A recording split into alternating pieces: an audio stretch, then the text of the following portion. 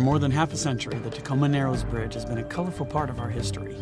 Galloping Gertie, as it was known, was to be the pinnacle of bridge building when it opened on July 1st, 1940. But instead, it became famous for its spectacular wind-induced collapse. Tonight, Full Focus looks back at that first attempt to bridge the Narrows, and we'll find out what went into building the new eastbound bridge that is once again making history and changing the way people think about the Tacoma Narrows Bridge. And it's all coming up right now on Full Focus.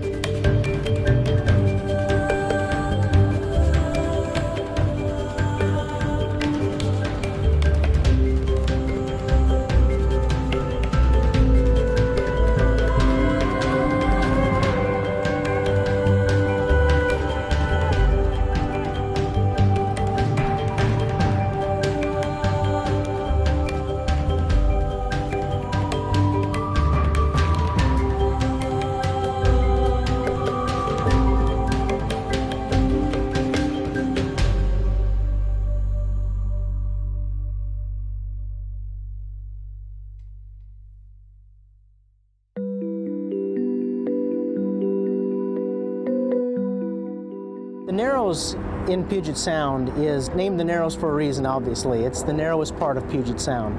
So it was always a logical place to put up a bridge. Going back as far as the 1880s, there were people who talked about, wouldn't it be neat to build a bridge across there? In the 1920s, you see people starting to drive the automobile, and the automobile becomes their primary mode of transportation. Lots of roads are built, needs to connect people in places, needs for bridges.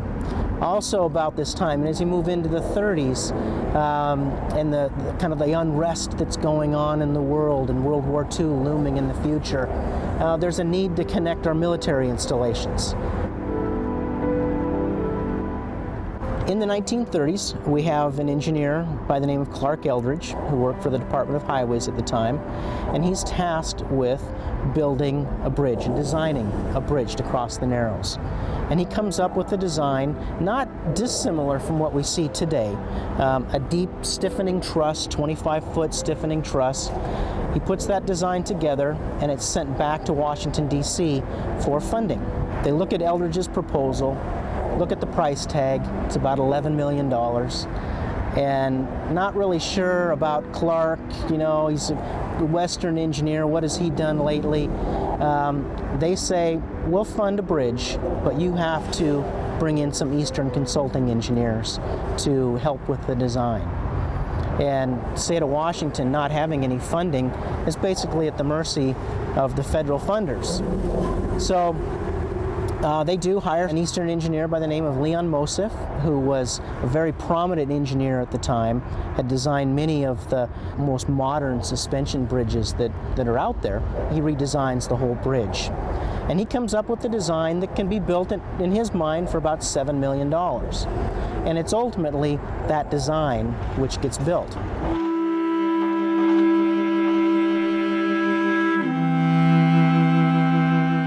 The design that Mosif put together is from an aesthetic standpoint, it's graceful, it's slick, it fits the Art Deco time period perfectly, and it becomes the epitome of bridge building up to that point in time.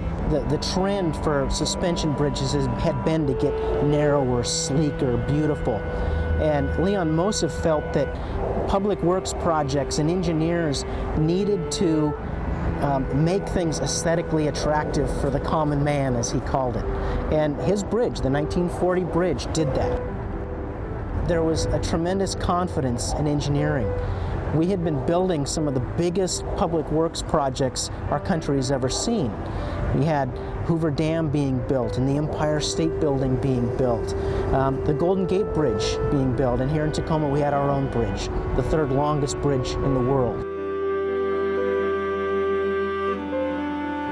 After they got the deck lifted and the deck bolted together, it started to act funny. And many of the workers who were on the bridge could sense that, you could feel it. The bridge was actually breathing. They call it breathing. It was going up and down, and it would go up and down very slowly. Many of the workers report getting seasick. and it took them some time to get their sea legs under them so they could get out there and work on the bridge. Construction of the mile-long suspension bridge was complete in near record time, and the bridge was opened for traffic on July 1st, 1940.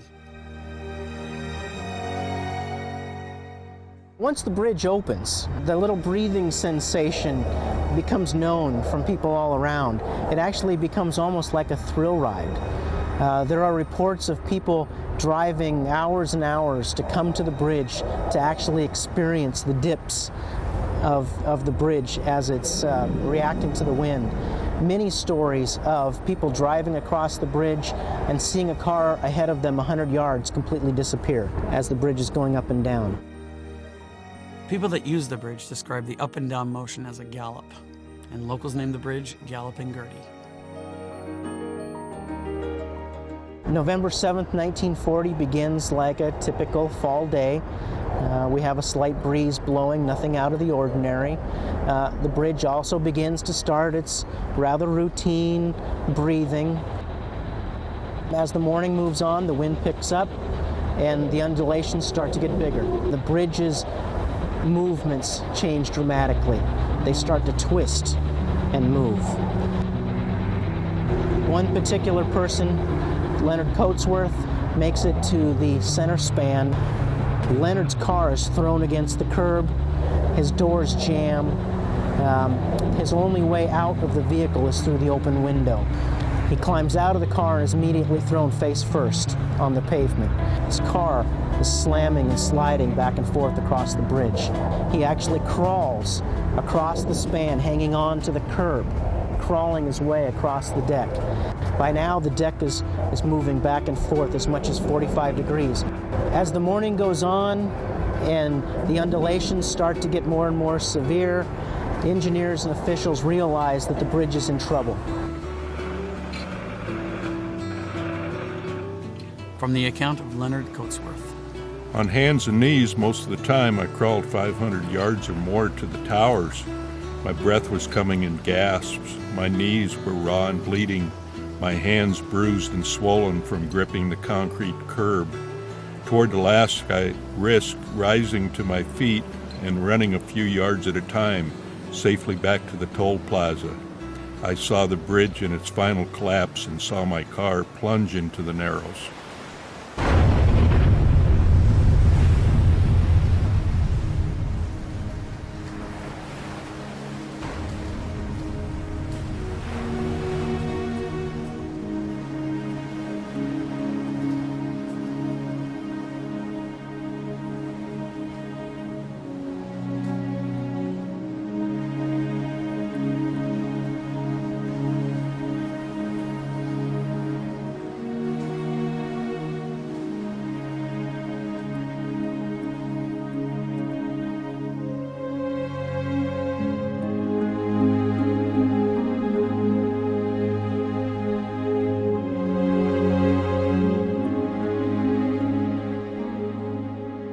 The reason for the collapse is still debated today.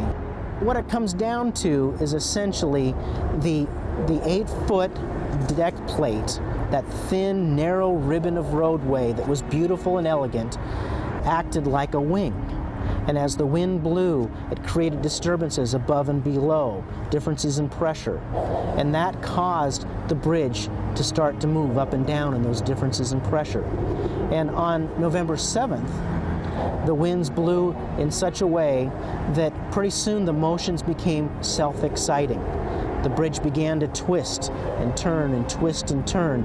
And after a while, as the wind blew and the pressures and the equilibrium on either side, it just continued to self-perpetuate. And that would continue until it tore apart.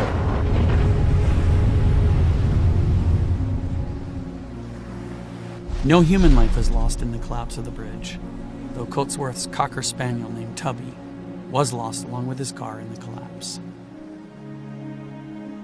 Many engineers will say today that had the state built the original Clark Eldridge design with its 25-foot stiffening truss, very similar to what we see today, the 1940 bridge, Galloping Gertie, would probably still be standing today.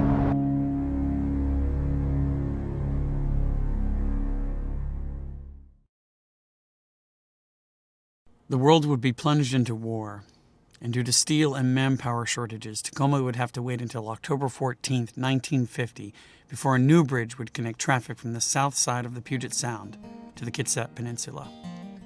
In 2002, construction began on a second mile-long span which would run parallel to the 1950 bridge, which remains in use to this day.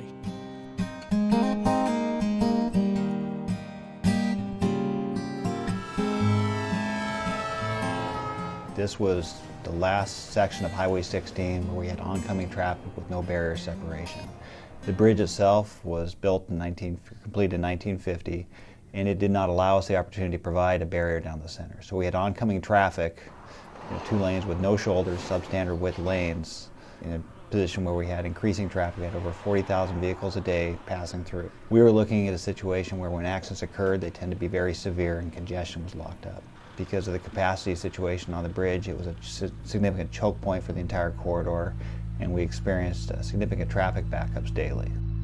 The fix was we put a new parallel bridge in. Construction of a new suspended deck suspension bridge would be a monumental task. I believe we're somewhere around 3 million man-hours into this project. At the peak, I think we had close to 500 workers out here. On the ends here, you have the anchorages, and that's basically, it's just a huge mass of concrete. The level of the dirt, the concrete really goes 60 feet below that, and that's what holds the bridge up. The cables come in and they lock into the anchorages. They splay out and lock in. Out in the water, we started with the caissons, and these actually started up at Todd Shipyards. We had an 18-foot cutting edge that started it all. It was launched just like a ship. They towed it down to Commencement Bay, and that's where they started construction. And they built up about 48 feet of walls down there, then brought it into the Narrows. Basically what you have is the cutting edge. There's 15 hollow cells, and each one had an air dome in it, a steel structure that would trap air underneath it, and that's what would cause it to float. So you could float it out here, and as you would pour 10 feet of concrete walls, you would sink 9 feet. So it was like building a building upside down. Once we got down to the bottom, there's 150 feet of water on the Tacoma side, and then we had to go down another 67 feet in the soil. So we had to go down, cut out the air domes with divers. Then they used a clamshell that would just go down and start pulling out the dirt, and as they would remove the soil out of it, the whole weight of it would push it down until they got it down to 67 feet. Then they pour a concrete seal in it, and then it's full of water, and that's the way it will stay forever. Once we got to the top of the caisson, then we started the towers, and we had a self-climbing form that went to 510 feet, so they're quite tall. Once all that is completed, then they put up the catwalk. It's like a chain link fence, and as you're walking up it, you're looking down to make sure you're stepping on the boards because it gets very steep, and you're seeing the water 500 feet below you. So it's pretty impressive to make that climb. Once we had the catwalk up, then it was time to spin the cable. We call it spinning the cable, but in reality, it's just taking a thin wire, it's about the size of a pencil, and it's running this wire back and forth across the bridge. At each end of the bridge, we have what we call a strand shoe that the wire wraps around and then goes back to the other side. And it's a continuous thing. There's 19 strand shoes, and there's a total of 8,816 individual wires. So when you look at the cable, what you're looking at is not a pipe, but it's really 8,816 wires. So you think that it's like a wire rope where it's spun, but it's not. We have to stack these wires in a very specific order. The reason is you get them twisted, you're not going to get the same strength out of them. We had iron workers all the way across the bridge on the catwalks that were making sure the wires were stacked in the right order. So once we get all 8,816 wires, then we wrap it. We actually compact it first, then wrap it, and then it gets painted. Once you have the cable up, you have to put on the suspenders, and that's the cable ropes that come down that actually hold the bridge up, suspended from the cables themselves. We had 46 deck sections that were manufactured over in South Korea. Those were all loaded onto a large semi-submersible ship. We actually had 16 come over on the first ship, 15 on the second, and then the first ship went back and got the last 15. They would lift one deck section off. They're about 130 feet, about 450 tons each. They'd lift one deck section off and lower it down onto a barge. This barge then could go anywhere in the Narrows and get right underneath where it needs to be. And we had these large gantry cranes up on the cables. And a pair of them would drop down 2 beams that would hook to the deck section and then lift it up into place, and we'd hook the suspenders to it. And had to do that 46 times. On any project in the state, WSDOT tries to be a good steward to the environment. So we look at all aspects of the environmental impacts. Naturally, you'd think of the environment itself, the wildlife, the fauna.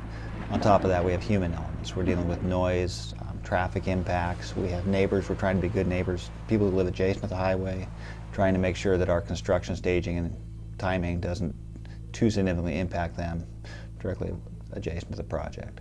So we have some challenges with historical. We have the 1950s bridge, which is historical. On top of that, we have the original Galloping Gertie on the bottom of the bay. And we had to make sure through design and construction that our construction activities minimize the impact of that structure as well. Because the 1950 bridge is eligible for the historic preservation, we had to do some things that did not detract from the historic significance. For example, the new bridge is a slightly different shade of green than the old bridge, and that's to keep them a little bit separated. You'll notice that the towers are concrete rather than steel. We didn't want to replicate it exactly. The cross members that we have on the new bridge, they're out of concrete, but they have the X's that replicate the struts on the 1950 bridge, just for aesthetic reasons.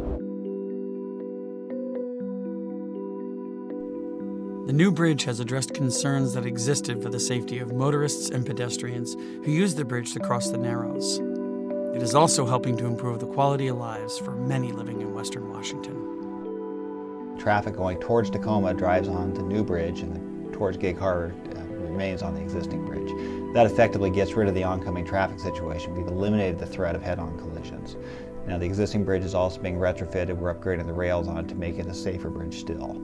And that also has had the secondary effect, which is completely eradicated congestion on the corridor. So pretty much people right now can drive to and from Tacoma at any time of the day at freeway speeds. So it's been a blessing to the community from that aspect as well.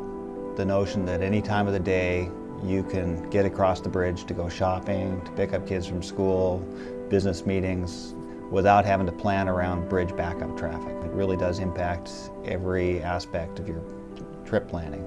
So to the community itself, it's a huge benefit to the public. Historically, we paid for all of our major bridges with tolls. It's not new in Washington State by any stretch. This is the first toll in recent history for the state. So to the community, they were new tolls. For us, historically, how we've collected tolls is through manual toll booths. And on this, we embraced the newer technology with electronic transponders. So while we were constructing a new bridge, at the same time we were constructing a brand new way of collecting tolls, not only to our state, but really with 3 lanes, allowing full traffic to go through at speed and to have the transponders read and processed without impact to the traveling public. The opening has been smoother than I think even our wildest hopes. The first day, just watching the traffic flow at speed for the first time in 20 or 30 years, where we watched a morning commute zip through with no backups, it was just an amazing feeling. On top of that, just the congestion both directions has been outstanding. We still have construction on the existing bridge, but even with that, we've eliminated the afternoon commute, taking away that oncoming traffic. So we've got the benefit of the safety, and we've got the benefit of the congestion even before we're completed with the structure.